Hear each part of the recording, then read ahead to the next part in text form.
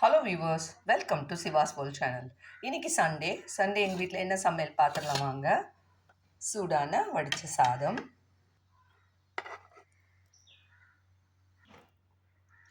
ஆவி பறக்குது தெரியுதா? இங்கே பாருங்க, சூடான சாதம், பூண்டு குழம்பு. இதில் தேங்காய்லாம் அரைச்சி விடலை, சின்ன வெங்காயமும் பூண்டும் வதக்கிட்டு அப்படியே தக்காளி மட்டும் அரைச்சி விட்டுருக்கேன். அதனால தான் இவ்வளோ திக்காக இருக்குது. பூண்டு குழம்பு தொட்டுக்க முருங்கைக்கீரை பொரியல். இதில் தேங்காய் திருவி போட்டிருக்கேன்.